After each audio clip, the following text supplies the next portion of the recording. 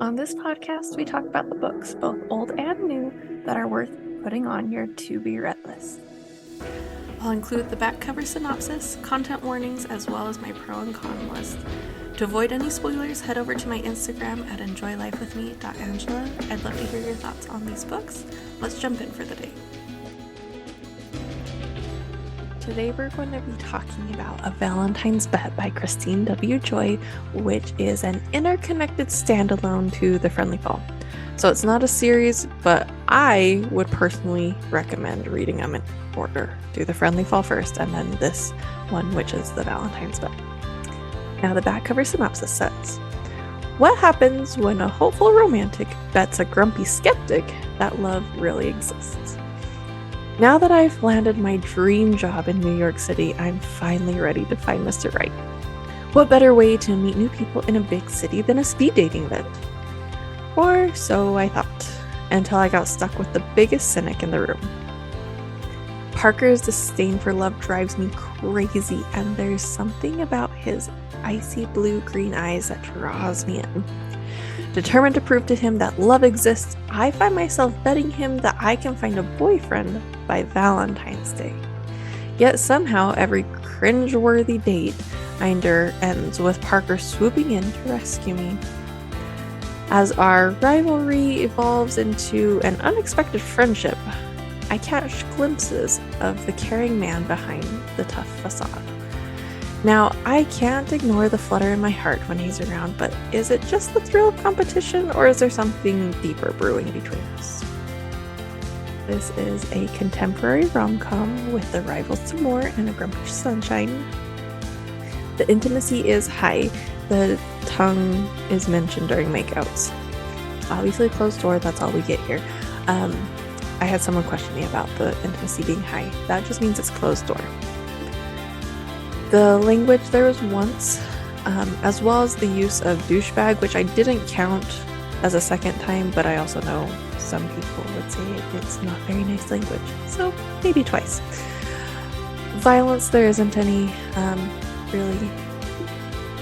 And then as far as potential triggers, there's a divorce, toxic childhood, and some very red flag dates. Now, my con was that I didn't get to see Weston and Brittany's story. Now, I did tell the author that I wanted her to make it like a newsletter bonus kind of a thing, because I think that would be really fun to see that story as well. So everyone cross your fingers. Beg really nicely, maybe we'll get it. On the pro side though, is Parker is really swooning. You just kind of want to hug the poor guy after his history and everything he's been through, but when he got to the quote that goes, wait, am I feeling protective? Like, I just loved his denial. It was great, especially when he's in that complete denial, yet he's still opening doors, pulling out chairs, helping her with her coat. These gentleman moves, but it's just because he's a gentleman as far as he's concerned, which I love, and I wish that was more common now. I feel like nowadays, at least here, it's really rare. I don't see anyone holding doors open for each other. I mean, you're around, you see kids going to the prom and whatever, and no one's helping them with chairs, even though they're in these like really poofy dresses. So I wish it was more common. I love seeing it in books. It makes me so happy.